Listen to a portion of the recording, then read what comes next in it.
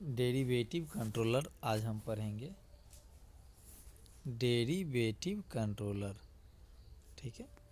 क्या होता है डेरिवेटिव कंट्रोलर, हम ये देखेंगे। नाम से स्पष्ट है, डेरिवेटिव मतलब क्या, डिफरेंशिएशन। मतलब the controller in which actuating signal is directly proportional to derivative of error signal, ठीक है। मतलब एक ऐसा कंट्रोलर जिसमें एक्चुएटिंग सिग्नल जो होता है वो एरर सिग्नल के डिफरेंशिएशन का प्रोपोर्शनल होता है, उसके एरर सिग्नल के डेरिवेटिव का प्रोपोर्शनल होता है, U of T proportional D e of t upon d T. अब यहाँ से प्रोपोर्शनल साइन हटाते हैं तो के डी आपका प्रोपोर्शनल कांस्टेंट यहाँ पे बन रहा है, एक कांस्टेंट आ जाता है के डी। अब दोनों तरफ हम लैप्लास लेते हैं, taking Laplace in both side we get u of t का Laplace u of s K D और e of d e of t upon d t, यानी डिफ्रेंसिएशन का जो लैप्लास का फॉर्मूला होता है वो आपको पता होगा। डिफ्रेंसिएशन का लैप्लास का फॉर्मूला होता है S into F of S minus F of zero. तो फंक्शन तो यहाँ पे जो जीरो हो जाएगा, मतलब मैन आपका बचेगा S into F of S. अब यहाँ से हम क्या काम करते हैं, जो ई ऑफ एस मल्टीप्लाई में है तो इधर आएगा तो डिवाइड में होगा, बचेगा क्या के डी एस। मतलब आपका के डी एस जो हो गया वो ट्रांसफर फंक्शन बन जाएगा।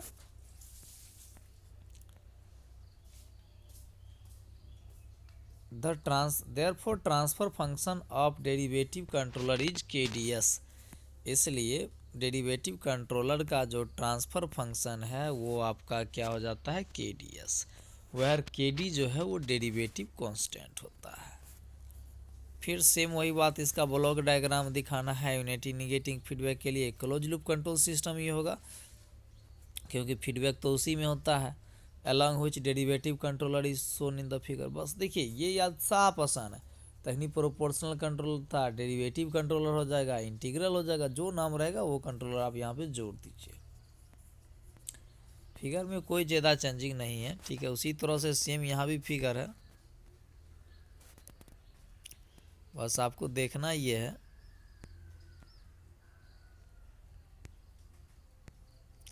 देखना ये है यहाँ पे क्या आप इनपुट मैन रख रहे हैं। अब यहाँ देखिए आपका क्या है, के डी एस आपका किसका काम कर रहा था, ट्रांसफ़र फंक्शन का काम कर रहा था।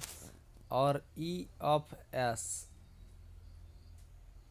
आपका क्या था, इनपुट के रूप में था। और यू ऑफ एस आपका आउटपुट के रूप में था। तो यहाँ पे लिख दीजिएगा, ये मिस नहीं लिखी हुई है, यू ऑफ एस यहाँ आउटपुट में रहेगा। यहाँ से आपका transfer function G of s आ गया और यहाँ से आपका जो आउटपुट है वो तो आएगा ही। और एक निगेटिव फीडबैक जुड़ा है, मतलब यहाँ पे माइनस साइन दीजिएगा, निगेटिव साइन के साथ जुड़ेगा, ठीक है। Next, the derivative controller is use to change the unstable control system in a stable control system. Derivative controller का यूज जो होता है वो अनस्टेबल कंट्रोल सिस्टम को स्टेबल कंट्रोल सिस्टम में चेंज करने के लिए यूज किया जाता है, ठीक है। सेकेंड देखते हैं इंटीग्रल कंट्रोलर क्या होता है। The controller in which actuating signal is directly proportional to integral of error signal. मतलब एक ऐसा कंट्रोलर जिसमें आपका एक्चुएटिंग सिग्नल जो होता है वो एरर सिग्नल के इंटीग्रल के प्रोपोर्शनल होता है। इस एक्सप्रेशन से आप देख सकते हैं यहाँ पे। अब देखिए प्रोपोर्शनल साइन हटाएंगे तो के आई कॉन्स्टेंट आ जाता है। अब दोनों तरफ हम लोग लैप्लास लेते हैं तो इसका लैप्लास यू ऑफ एस हो जाएगा। और इंटीग्रेशन का लैप्लास क्या होता है, एफ ऑफ एस। अब बट्टा में भी एक एस होता है, मतलब ई ऑफ एस अब बट्टा में एस आ जाएगा, ठीक है। तो ई ऑफ एस मल्टीप्लाई में है, इधर आएगा तो क्या हो जाएगा, डिवाइड में होगा तो इधर बचेगा के आई बट्टा एस। मतलब आपका इंटीग्रल प्रोपोर्शनल में आपका जो ट्रांसफ़र फंक्शन है वो क्या आ जाता है, के आई बट्टा एस। जहाँ पे यू ऑफ एस तो जानते हैं लैप्लास ट्रांसफॉर्म ऑफ किसका, आउटपुट और ई ऑफ एस क्या होगा, लैप्लास ट्रांसफॉर्म ऑफ इनपुट यानी error signal, you of S जो हो गया एक्चुएटिंग सिग्नल हो गया, एक्चुएटिंग सिग्नल ही आपका आउटपुट है ना जिसको एक्चुएट करना है, और के आई जो है आपका प्रोपोर्शनल कांस्टेंट बन जाएगा। यहाँ पे देखिए सब काम लिख दिए हैं। सेम ब्लॉक डायग्राम में वही बात इस यहाँ भी करना है। The block diagram of unity negative feedback close loop control system along with the, देखिए यहाँ पे डेरिवेटिव कंट्रोलर था तो यहाँ पे इंटीग्रल कंट्रोलर लिख दिए, बाकी बात सब सेम है। वहाँ पर देखिए के आई बट्टा एस आपका क्या है, ट्रांसफ़र फंक्शन के रूप में आया है, तो ये हम के आई बट्टा एस दे दिए।